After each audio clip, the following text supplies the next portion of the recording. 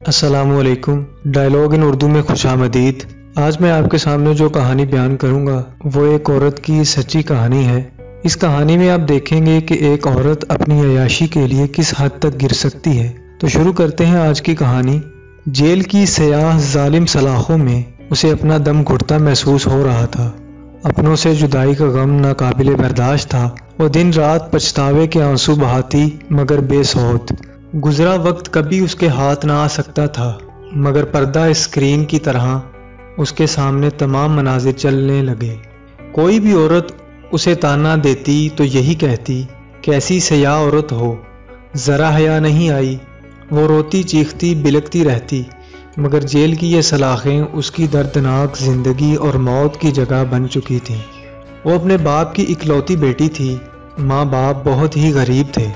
باپ مزدوری کر کے جو بھی کماتا اس سے 2 وقت کی روکھی سوکھی کھا لی جاتی۔ اس کا چچا زاد رشید تو شروع سے ہی اس پر مرتا تھا مگر وہ اسے گھاس نہ ڈالتی۔ اسے شروع سے ہی امیر زادوں کی بیوی بننے کا شوق تھا۔ روٹی کو تو وہ ترس چکی تھی۔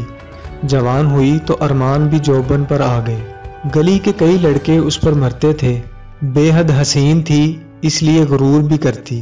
جلد ہی اس نے ایک آدھ لڑکے کے ساتھ بات کرنے کے بعد کھانے منگوانے شروع کر دیے۔ وہ اپنی عزت کی حدود کو جانتی تھی مگر اس کا مقصد صرف باہر کی دنیا گھومنا اور کھلا کھانا پینا تھا۔ باپ کو اس کے حالات کا علم ہوا تو اس نے زبردستی چچا زاد رشید سے اس کا نکاح پڑھوا دیا۔ اب وہ رشید کی بیوی بن گئی اور اس کے گھر رہنے لگی۔ رشید جو کہ سموسوں کی ریڑھی لگاتا تھا، شادی کے شروع میں تو اچھا خاصا کھلاتا رہا مگر آہستہ آہستہ وہی پرانے دن آنے لگے جب وہ بھوک سے بے حال ہوا کرتی تھی۔ رشید تو اسے بالکل ہی ناپسند تھا۔ وہ اسے محبت سے دیکھتا بھی تو اسے خوب ڈانٹتی اور اپنی طرف دیکھنے سے بھی منع کر دیتی۔ رشید بھی اس کے حسن کا اسیر تھا اور اب تو اسے اولاد کی خواہش بھی تھی مگر نازیہ جانتی تھی جو اسے پیٹ بھر کر نہیں کھلا سکتا وہ اس کی اولاد کو کیا کھلائے گا، اس لیے اس نے اولاد نہ پیدا کرنے کی ٹھان لی۔ اب رشید بھی روز آگ بگولا ہوتا اور خوب مارتا پیٹتا۔ وہ روز رشید کی مار پیٹ کھا کر تنگ آ چکی تھی۔ وہ کہیں روز ایک آزاد پنچھی کی طرح اڑ جانا چاہتی تھی۔ وہ اس ظلم سے نجات بھی حاصل نہ کر سکتی کیونکہ جانتی تھی وہ والدین کے گھر واپس نہیں جا سکتی کیونکہ وہاں فاقوں کے طوفان منڈلا رہے ہیں۔ وہ خود سے تنگ آ گئی۔ کبھی کبھی دل کرتا خود کو ختم کر لے لیکن پھر چاہ کر بھی نہ کچھ کر پاتی۔ رشید کا چھوٹا بھائی یعنی اس کا دیور بشیر جو شہر کی فیکٹری میں کام کرتا تھا، اکثر ان کے گھر آتا اور شہر کی بڑی بڑی باتیں کرتا تو نازیہ کا دل چاہتا وہ بھی شہر جائے، اس کے پاس ڈھیروں پیسے ہوں اور پھر وہ ملکہ بن کر راج کرے۔ وہ جانتی تھی رشید کے پاس بھی اپنا گھر ہے، سونا موجود ہے اور بہت ساری رقم بھی موجود ہے مگر پھر بھی وہ ان سب تک رسائی حاصل نہ کر سکتی تھی۔ اس نے رشید کے چھوٹے بھائی کو ہی زلفوں کا اسیر بنانے کی کوشش کی۔ جلد ہی وہ اس کھیل میں کامیاب ہو گئی۔ رشید کی ریڑھی پر کام کرنے والا ملازم افضل بھی اس کے حسن کا دیوانہ تھا۔ وہ انہی اچھے برے علاقوں میں زندگی گزار رہی تھی کہ اچانک غم کی ایسی آندھی چلی جو سب خوشیاں اپنے ساتھ بہا لے گئی۔ وہ روتی رہی بلکتی رہی، زور زور سے چیختی رہی مگر کوئی اس کی مدد کو نہ آیا۔ اس بھیانک رات میں نقاب پوش ڈاکوؤں نے زبردستی گھر میں گھس کر فائرنگ کی۔ فائر رشید کے سینے میں لگا اور وہ وہیں گر کر فنا ہو گیا۔ رات کے اس پہر جب سب آرام کی نیند سو رہے تھے اس نے اپنی چیخوں سے سب کو جگا دیا۔ اس کی دردناک چیخوں سے ہر کوئی غم میں مبتلا ہوتا نظر آیا۔ گھر، زیور اور باقی پیسے سب اس کے نام ہو گئے۔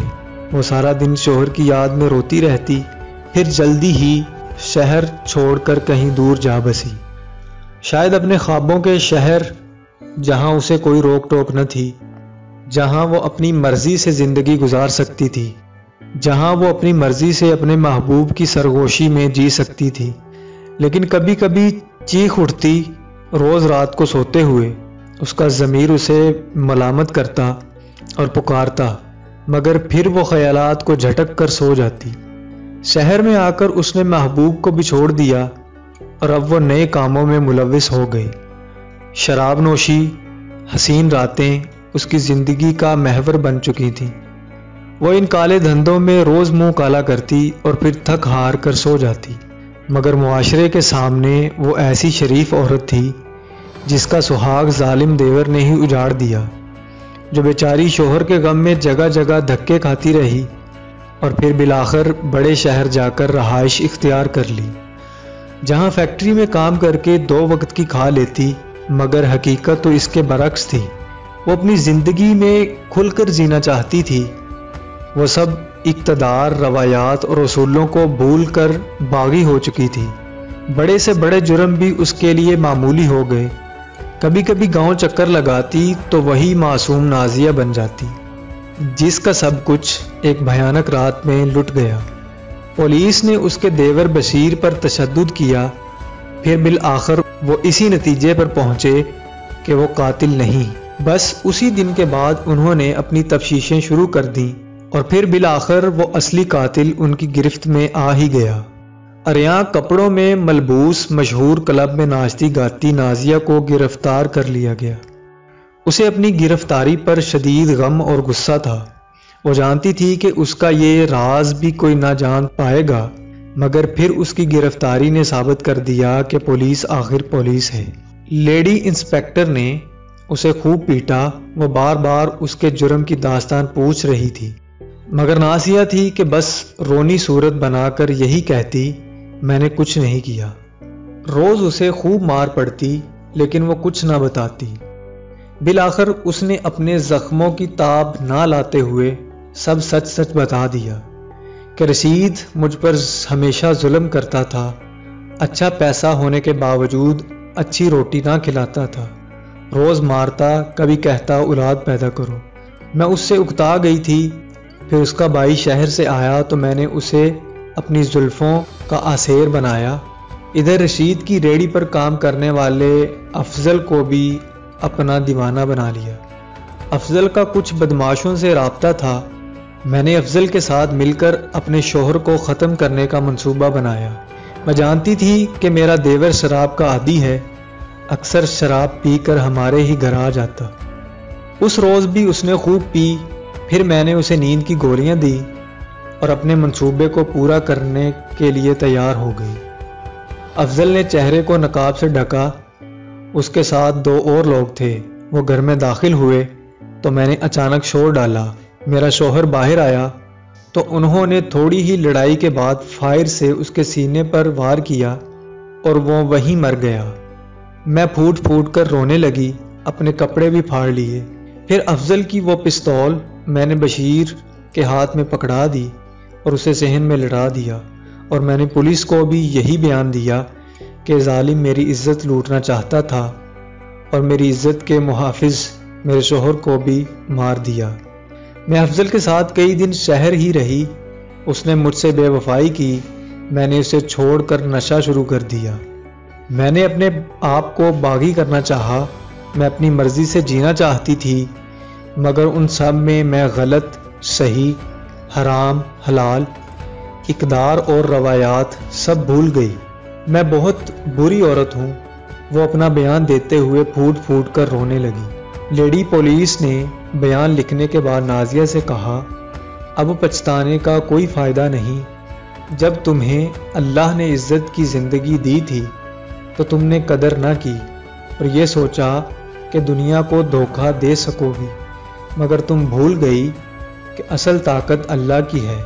مجرم چاہے کتنا ہی چالاک کیوں نہ ہو، وہ اپنا جرم کبھی نہیں چھپا سکتا۔ تو دوستو، اگر یہ کہانی آپ کو پسند آئی تو اسے لائک کریں اور اپنے دوستوں کے ساتھ شیئر کریں، اور مجھے اجازت دیں۔ آپ سے ملاقات ہوگی اگلی ویڈیو میں۔ تب تک کے لیے اللہ حافظ۔